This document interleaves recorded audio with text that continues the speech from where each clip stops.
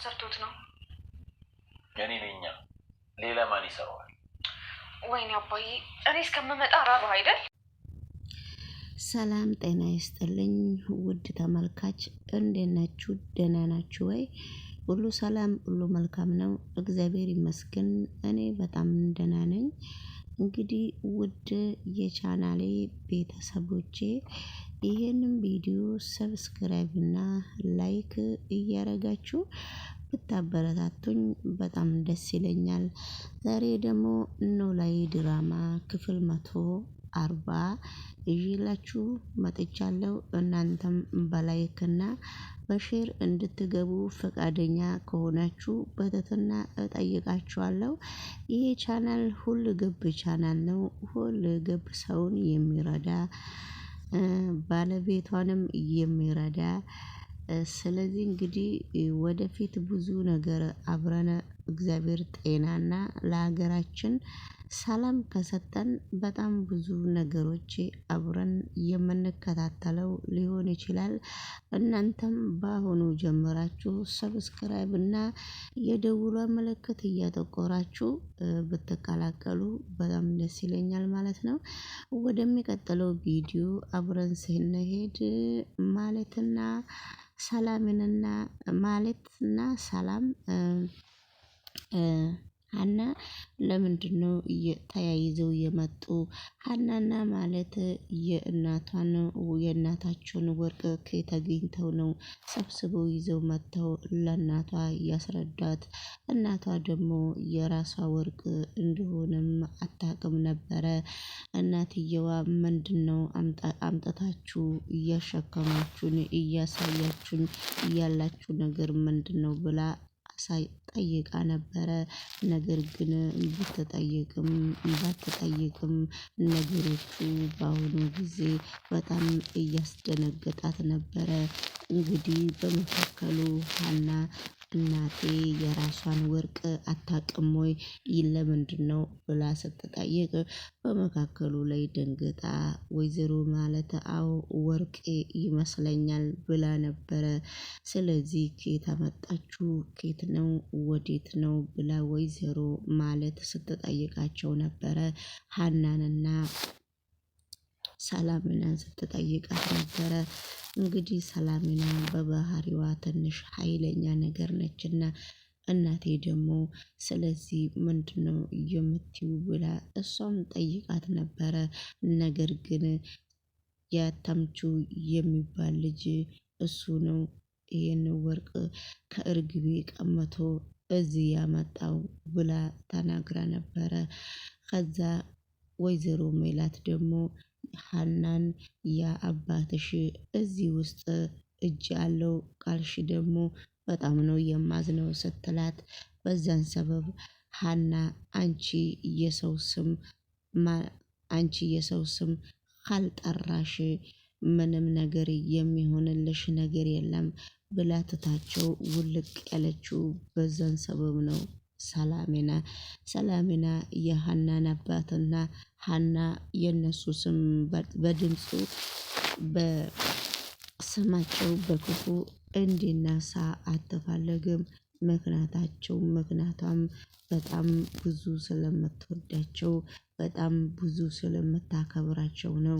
ነገር ግን ሀና ምንም ነገር ባንቺ ውሳኔ እኔ እናቴ መግባት ስለማልችል አንቺ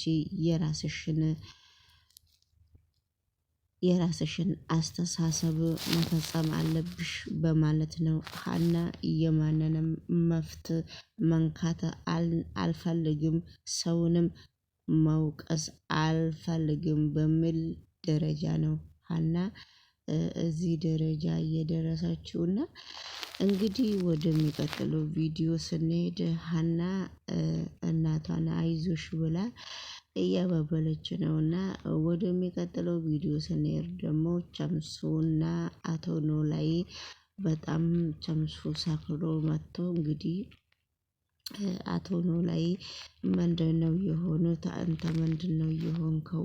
ምክንያትህ ምንድነው? ችግርህ ምንድነው? ብሎ በቃ በየአንዳንዱ እየጠየቀው ነው። እንጀራም ጋግሮ ወጥም ሰርቶ ነው አቶ ኖላዊ የጠበቀው። ምንድን ነው በልተህ ከአንጀትህ የለም ወይ የሰራሁት ምግብ ናና ብላ ብሎ ሲያነጋግረው ነበረ። ነገር ግን እሱ እርግቤን አፍቅሮ ነው። ከእርግቤ ጋራም እርግቤም በስተመጨረሻ ላይ ምን አርግታ እንደሸኘችው እናንተም በደንብ ታውቃላችሁ ማለት ነው። እነሱ ፔጅ ላይ የምትከታተሉ ልጆች ታውቃላችሁ ነውና ቸምሱ እንግዲህ ጥፊም ሰክሮም መጥቶ በጣም እንቅልፉን እየለጠጠ ነው። አቶ ኖላዊ ደግሞ ምንድነው የሆንከው ችግርህ ምንድነው ብሎ በጣም እየተጨናነቀ ነው። በመካከሉ ደግሞ ወይዘሪት ሀና ብቅ ብላ ስትመጣ ነበረ።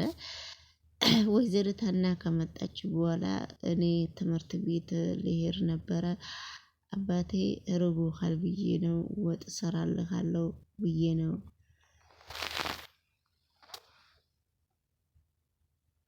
እየሮኩ የመጣሁት እያለች ነበረ። ነገር ግን እንደዛ ቢሆንም እኔ ምግቡን ሰርቼዋለሁ ብሎ እንግዲህ ሲነግራት አባቴ እንዴት ነው ምግቡን የሰራከው?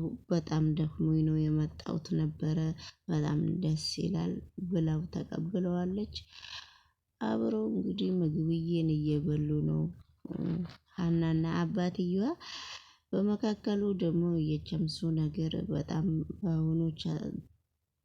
በአሁኑ ሰዓት አነጋጋሪ ሊሆንባቸውም ይችላል። ነገር ግን እንደዛ ቢሆንም ነገሮቹ በጣም ነው ከባድ እየሆኑ የመጣው። ስለዚህ እንግዲህ ሀና ደግሞ በአሁኑ ሰዓት እንግዲህ ቦርሳውንም አባቷን እየጠየቀችው ነበረ። ነገሮቹን ሀንዬ እኔ ከነገርኩሽ ነገሮቹን ድብለቅለቅለቅ ታረጊያቸዋለሽ ብዬ ነው ዝም ያልኩሽና ብሎ ሀናን እያስረዳት ነው። ወይዘሮ ሰላምነ ደግሞ ሀናን ያፈቀረ ልጅ ጠርታው ለምንድን ነው በሀና ላይ የምትጫወተውስ ብላ እያነጋገረችው ነው። እሱ ደግሞ መፍትሄ ነው እያላት ነው። ሀናን ያፈቀረ ልጅም እንግዲህ ሌላ ልጅም አፍቅሯልና ውድ ተመልካች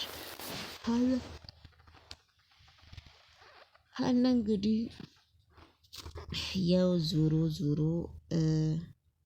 ሀና ዞሮ ዞሮ ተምቹና ጆሮ በጣም እንደሚዋደዱና እንደሚደባደቡ ለእናቷ በደንብ ነግራለች።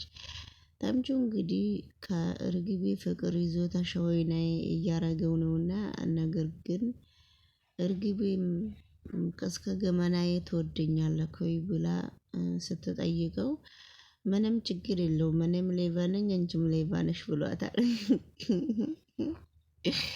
ስለዚህ እንግዲህ ውድ ተመልካች እርግቤ አሁንም የሆነች ጓደኛዋ ሜሪ ከቡና ቤት ነው የምትሰራው ምናምን መሰለኝ እንግዲህ እንደተረዳሁት እና የእሷን ብር ይዛ ጉዞዋን ላፍ እያለች ነው። ከቸምሱ ጋራ በጣም ተያይዟል። ከዛ ከቤት እንግዲህ በጥፊ አጦዛው ነው ቸምሱን ወደ ኖላዊ የላከችው። ኖላዊ ሲናገር እንግዲህ በጥፊ እንደተመታ ነው። ሶሪ ጋይስ እንደተመታ ነው የተናገረው ቸምሱም እንግዲህ ያው በልቡ በጣም ነው እየተናደደ ያለው። እንግዲህ አፍቃሪ ወንድም አንዳንድ ጊዜ ጥሩ አይደለም ብዬ ነው ማስነው። አሁን ደግሞ እንግዲህ እሷ ወደ ደሴ ልትነካው ነው መሰለኝ። አጠገቤ እንዳትደርስ ብለዋለች። እንግዲህ ውድ ተመልካች የቀረውን ቪዲዮ አብረን እንከታተላለን። ሀና ደግሞ አዲስ ያፈቀራት ጓደኛ አለ ነበረና አልተግባቡም። ስለዚህ ምንም ነገር እየተግባቡት ነገር የለምና ልጁ አኩርፏት ዝም ብሎ ሲያልፍ ነበረ። ዝም ብሎ ሲያልፋት ከዛ ለምንድነው ዝም ብለህ የምታልፈኝ ብላ ተናግረው ነበረና ነገር ግን እንደዛ ቢሆንም ነገሮቹ በጣም ከባድ እየሆኑ ነው። በአሁኑ ሰዓት ወይዘሮ እርግቤም ሁለመና የነጣው ካንተ ጋራም ሰውነትህ ራሱ ይኮሰኮሳል። ካንተ ጋራ እኔ ስለሆንኩ ነው የተኛሁት እንጂ ሌላ ሰው ማን ነው ካንተ ጋራ የሚተኛው ብላ እንግዲህ እየተናገረች ነው። ጋይስ ነገሮቹ በጣም ሃርድ ናቸው። ላይክ አድርጉ።